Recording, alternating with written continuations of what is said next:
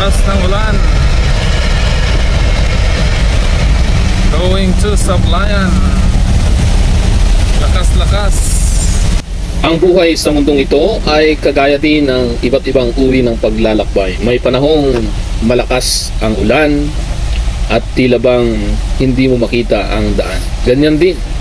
Pero tandaan mo, sa buhay pagkatapos ng mahirap na daan ay mayroong liwanag. Pero sa liwanag na yun, hindi ka pa rin pakampante sapagkat ang daan ay mayroong pa rin pagsubok na ibibigay. Grabe ng daan. Sobrang palikaw.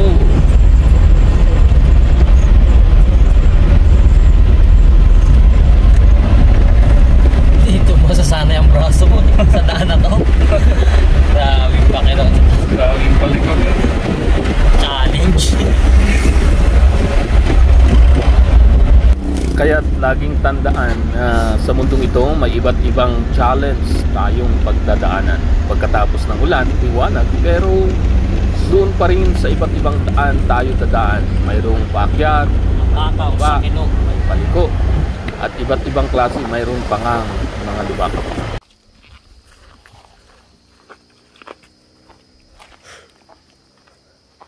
May panahong hindi mo kailangang sumakay, bagkus kailangan mong magbuhat. Yun yung panahong hindi mo maintindihan minsan ano ba ang iyong pinagdadaanan. Ito po ay sariwang patola, bagong pitas po. Kikilawin po natin. Ngayon ko lang po gagawin ito. Itikman po natin ang patola kung masarap. Patola. Mayroon namang panahong kailangan mong mag-explore yung mga bagay na hindi mo ginagawa dati. Tamis.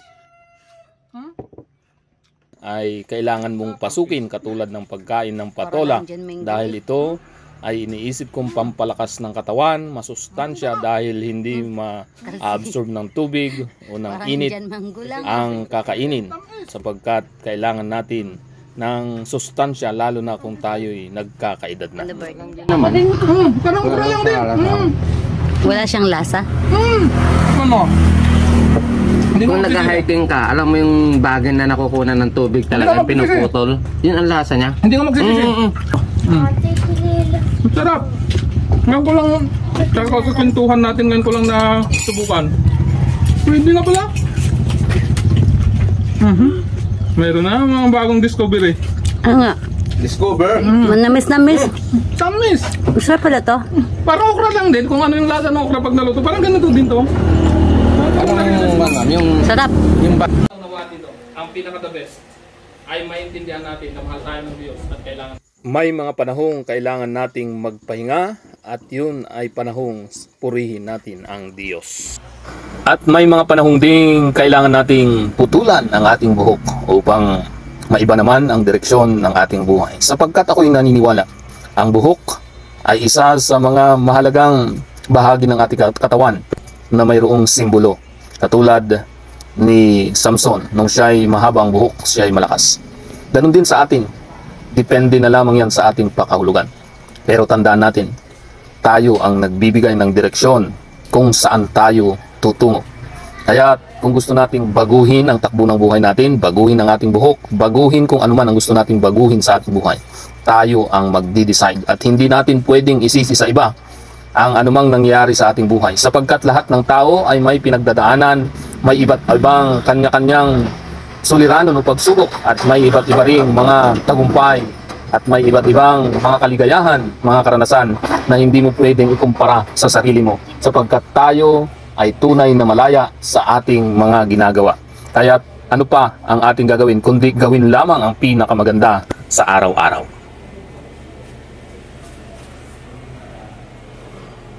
At pagkatapos ay pwede naman tayong mag-iba ulit ng mga taong mga kakausapin.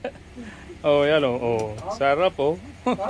Nag-enjoy si Sir sa okra. Katulad ng mga kausap po nating mga pulis. At syempre, kapag kausap po natin ng iba't iba ay dapat mayroon tayong mahalagang sinasabi katulad ng pagpupromote ngayon ng pagkain ng sariwang okra. May panahon ding tayo ay nadidisgrasya kahit anong ingat natin. Kaya hindi po talaga natin maiwasan ang mga bagay-bagay na katulad nito.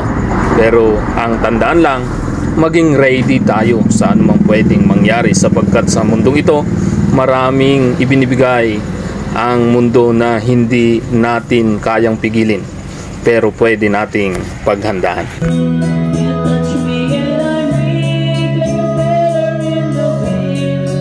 Pero tandaan natin, magkaroon pa rin tayo ng panahon upang maglibang sa gitna ng ating kabisihan, sapagkat ito'y bahagi ng buhay natin na kailangan nating mag-relax. At kapag dumating man ang dapit hapon, ay hindi tayo magsisisi sa ating ginawa maghapon, sapagkat tayo ay naging abala, naging makabuluhan ang oras natin. At kahit pa humahapon na, ay pwede nating gawin ang pinakamagandang gawin sa araw-araw upang pagtulog natin, masasabi nating successful ang araw natin. At kinabukasan muli ay mayroon tayong baong napakagandang karanasan.